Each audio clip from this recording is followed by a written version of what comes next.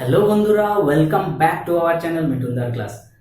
আজকে তোমাদের ইংলিশ গ্রামারের যে কোর্স চলছে সেই কোর্সের হচ্ছে 4 নম্বর দিন।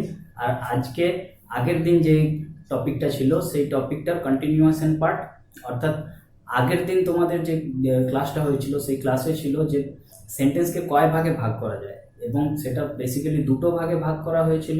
যে মনের ভাব প্রকাশ অনুযায়ী সেন্টেন্সকে 6 ভাগে ভাগ করেছিলাম আমরা, আরেকটা গঠন অনুযায়ী সেন্টেন্সকে 3 ভাগে ভাগ করেছিলাম। তো আজকে মনের ভাব প্রকাশ অনুযায়ী প্রথম যে দুটো ভাগ ছিল সেই দুটো ভাগ নিয়ে ডিটেলসে আলোচনা হবে, অর্থাৎ পজিটিভ সেন্টেন্স আর নেগেটিভ সেন্টেন্স, এই দুটো নিয়ে আজকে ডিটেলসে তোমাদের সাথে আলোচনা করব।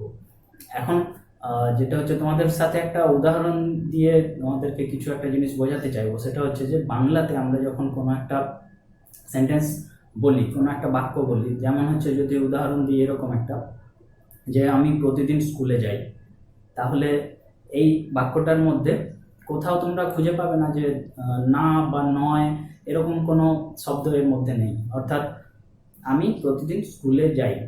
তো এটার মধ্যে যখন কোনো ধরনের না বাচক শব্দ নেই, তার মানে এটা হচ্ছে পজিটিভ সেন্টেন্স, অর্থাৎ একটা ধনাত্মক সেন্স প্রকাশ করছে, আমরা একটা পজিটিভ সেন্স এই বাক্যটার মাধ্যমে বলছি। তাহলে এই বাক্যটাকে বাংলাতে যদি আমরা নেগেটিভে কনভার্ট করি তাহলে কি হতে পারে না, আমি প্রতিদিন স্কুলে যাই না, অর্থাৎ একটা না শব্দ যোগ হচ্ছে।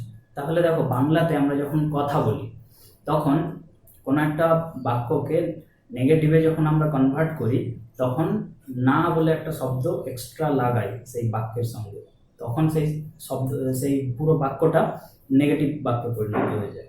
তো সেই ধরনেরই আমরা যদি ইংলিশেও কোনো একটা সেন্টেন্স বলি তাহলে সেই সেন্টেন্সটার সঙ্গে নতুন একটা ওয়ার্ড যোগ করতে হয়। তো এরকম বাংলা শব্দ আরেকটা, এরকম একটা বাংলা সেন্টেন্স আরেকটা নিয়ে নিই উদাহরণের জন্য, যেমন হচ্ছে সে একজন ভালো ছাত্র। তো এটাকে যদি আমরা নেগেটিভে কনভার্ট করি তাহলে কি হয় না, সে একজন ভালো ছাত্র নয়।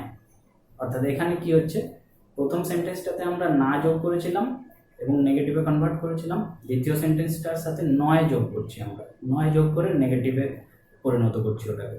তাহলে ইংলিশের ক্ষেত্রেও কি হয়, কোনো একটা সেন্টেন্স যেটার মধ্যে নো যোগ করা নেই সেটা হচ্ছে পজিটিভ সেন্টেন্স, সেটার সঙ্গে নো যোগ করে বা নট যোগ করে আমরা সেটাকে নেগেটিভ সেন্টেন্স করতে পারি। তাহলে নো অথবা নট এই দুটোর মধ্যে যে কোনো একটা যোগ করে আমরা নেগেটিভ সেন্টেন্সে সেটাকে কনভার্ট করে দিতে পারি। তো এবারে চলো আজকের ক্লাসে যে জিনিসটা আমরা পুরোপুরি আরও ডিটেলস ওয়েতে জানতে পারবো সেটা হচ্ছে কতগুলো উদাহরণ পজিটিভ সেন্টেন্সের উদাহরণ দিয়ে দেখবো, কতগুলো উদাহরণ নেগেটিভ সেন্টেন্সের উদাহরণ দিয়ে দেখবো, তাহলে পুরো জিনিসটা তোমাদের সামনে আরও বেশি ক্লিয়ার হয়ে যাবে। এখানে দেখো বাঁ দিকে কতগুলো সেন্টেন্সের লিস্ট দেওয়া আছে পজিটিভ সেন্টেন্স, আর এই সাইডে আছে নেগেটিভ সেন্টেন্সের কতগুলো লিস্ট। তো পজিটিভ সেন্টেন্সের ক্ষেত্রে দেখো 1 নম্বর যে সেন্টেন্সটা আছে সেটা হচ্ছে যে Sheela is a good girl. তো এটা হচ্ছে একটা পজিটিভ সেন্টেন্স, এর মধ্যে কোনো নো বা নট নেই।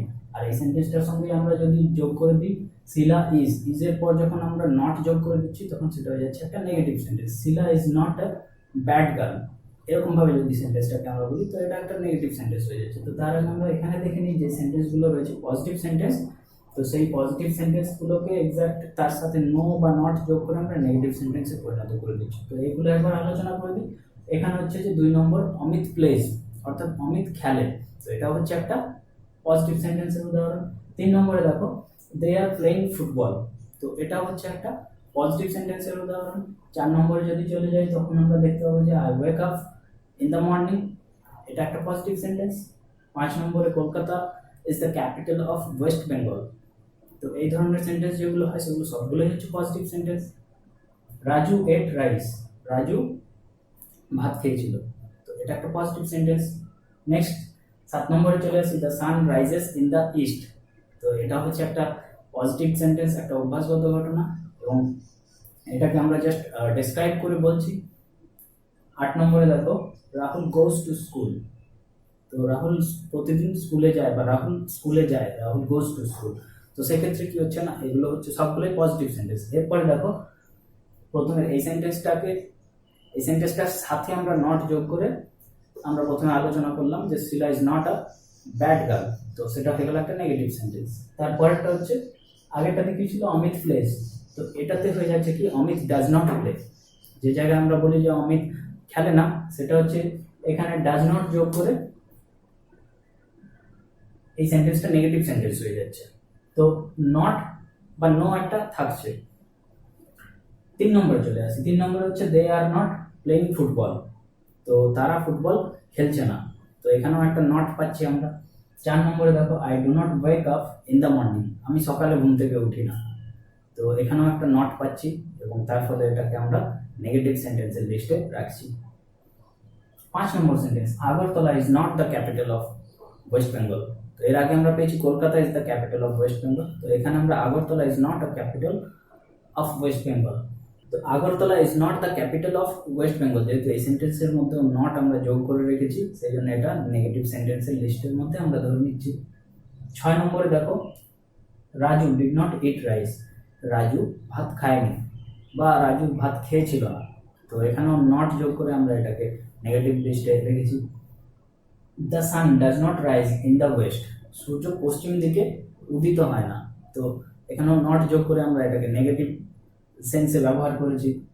Rahul does not go to school, তো লাস্টের যে উদাহরণটা আছে সেই উদাহরণটা তোমরা আগে দেখেছিলে যে রাহুল গোজ টু স্কুল, এখানে আমরা বলছি যে Rahul does not go to school, অর্থাৎ রাহুল স্কুলে যায় না, তো এখানেও আমরা নট ইউজ করছি, নট ইউজ করে এটাকে আমরা নেগেটিভ সেন্সে ব্যবহার করেছি।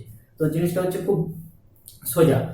তোমরা হচ্ছে দেখো বাংলাতে যখন কথা বলো তখন বাংলা সেন্টেন্সে পজিটিভ সেন্টেন্স যেটা ইউজ করো তার সঙ্গে না বা নয় যোগ করে নেগেটিভ করি আমরা, আর হচ্ছে যখন ইংলিশে আমরা কোনো সেন্টেন্স ইউজ করি তখনও সেন্টেন্সের মধ্যে নো বা নট এক্সট্রা করে যোগ করতে হয়, এক্সট্রা করে যোগ করে সেটাকে নেগেটিভ সেন্টেন্স বানাতে হয়। তো এটাই হচ্ছে নিয়ম, আর এই নিয়মে কোনো সেন্টেন্স হচ্ছে নেগেটিভে আমরা কনভার্ট করে দিতে পারছি। তো আজকের ক্লাসে হচ্ছে উদাহরণ দিয়ে পজিটিভ সেন্টেন্স আর নেগেটিভ সেন্টেন্সগুলো আলোচনা করার ছিল। তো আজকের ক্লাসে টপিক এতটাই থাকছে, পরের ক্লাসে তোমাদের সাথে আবার দেখা হবে, তখন ইন্টারোগেটিভ সেন্টেন্সের এক্সাম্পল সেন্টেন্স নিয়ে আসবো। তো till then take care, bye bye, and keep practicing daily spoken English classes on a regular basis.